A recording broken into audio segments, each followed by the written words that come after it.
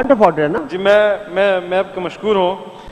मैं दो इश्यूज हैं उन पे बात करना चाहूँगा और आपसे इजाज़त के लिए चाहूँगा। दोनों पे मैंने रेजोल्यूशंस तैयार की हुई हैं। अगर आपने इजाज़त दी हुकूमत के साथ मैं डिस्कस करूँगा। तो आज वैसे भी फारिग दिन है और रेजोल्यूशंस का जो अपना मखसूस दिन होता है वैसे भी वो आता नहीं है। वो हमारा शेड्यूल ऐसा कैलेंडर ऐसा इशू होता है हमारे असम्बली का एजेंडा के, वो जो रेजोल्यूशंस का दिन है वो गुजर जाता है। तो आज के दिन से फ़ायदा उठाते हुए मैं आपसे ये रिक्वेस्ट करूँगा कि मैं उन दो इशूज़ पे बात करता हूँ। उस पर मैंने रेजोल्यूशंस ड्राफ्ट की हुई हैं, मैं हुकूमत के साथ जाके उसको डिस्कस करता हूँ और फिर मैं इजाज़त चाहूँगा कि उसके लिए रूल्स रिलैक्स करके आज ही उनको पास कर दिए जाएँ। एक तो सर मैं ये कहना चाहता हूँ कि रमज़ान का मुबारक महीना जो है उसकी आमद है और 13-14 तारीख में किसी तारीख को रमज़ान शरीफ जो है वो इसकी बरकतों से हम दोबारा इंशाअल्लाह ताला मुस्तफ़ीद होंगे। हुकूमत ने नया रोयत हिलाल कमेटी चेयरमैन भी मुकर्रर किया हुआ है और हम उम्मीद रखते हैं कि उनकी जो तकर्री है वो इस जो एक पूरी मुल्क के अंदर एक दिन रमज़ान और एक दिन ईद का की जो लोगों की ख्वाब और ख्वाहिश है अल्लाह करे कि वो पूरा हो और उसकी तकर्री नेक शगुन हो। सर रमज़ान के दौरान हमारी बदकिस्मती ये है कि कीमतें वैसी भी बढ़ी है, इन्फ्लेशन में वैसी भी इजाफा हुआ है, इन्फ्लेशन डबल डिजिट में है और स्पेशली जो खुराक के आइटम्स हैं, अब खुराक के आइटम्स जो है फूड आइटम्स उनकी इन्फ्लेशन जो है 70 और 80% पे पहुंच गई है। वो बहुत ज़्यादा उसके अंदर रिकॉर्ड इजाफा हुआ है। तो रमज़ान के दौरान लोगों के लिए फिर उसको अफोर्ड करना मुश्किल हो जाता है और बदकिस्मत ये है कि हमारे यहाँ एक लिहाज से ज़ख़ीरा अंदूज़ी है, होर्डिंग है, हम अपने मुक़द्दस महीनों का ख्याल भी नहीं रखते हैं।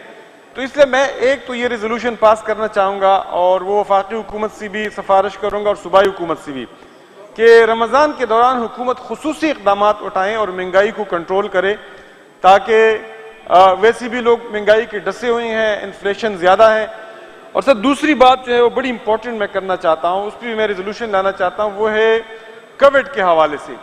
अभी तक मैं हेल्थ मिनिस्टर की तवज्जो चाहूँगा, हेल्थ मिनिस्टर की आपको वसादत से तवज्जो चाहूँगा क्योंकि ये बात मैं उनको एड्रेस कर रहा हूँ थ्रू द चेयर।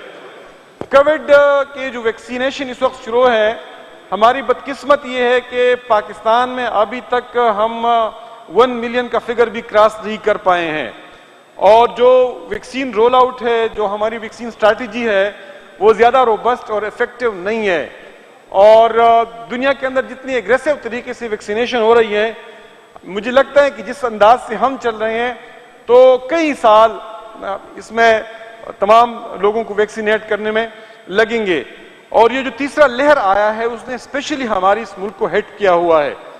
सर इस वक्त जो सिचुएशन है वो ये है कि कोविड एक न्यू नॉर्मल बनता जा रहा है और लगता है, लोग ये कहते हैं, माहिरीन कहते हैं कि it will stay for years, यानी ये कहीं जा नहीं रहा है।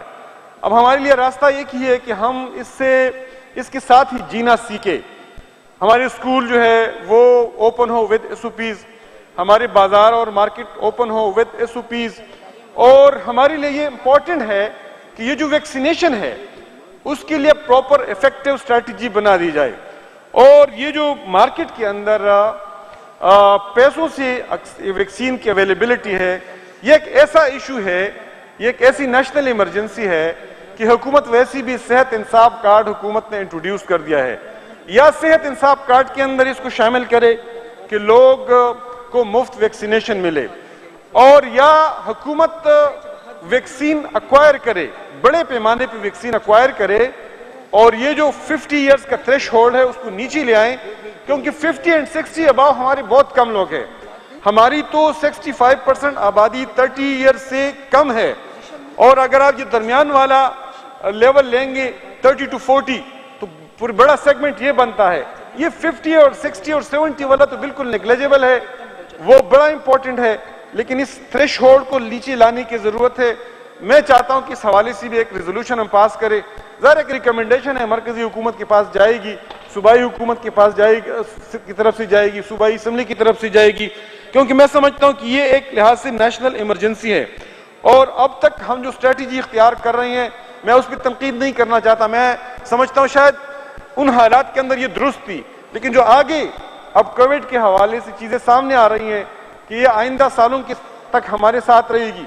अमेरिका जैसा मुल्क कह रहा है कि हम 1 साल के अंदर पूरी आबादी को वैक्सीनेट नहीं कर सकेंगे। फिर वैक्सीन के बारे में ये बात आ रही है कि इसकी इम्यूनिटी जो है वो 1 साल तक रहती है, इससे ज्यादा नहीं रहती है। खुद आप जब एक मरतबा इन्फेक्ट हो जाते हैं तो आपकी इम्यूनिटी भी जल्द खत्म हो जाती है।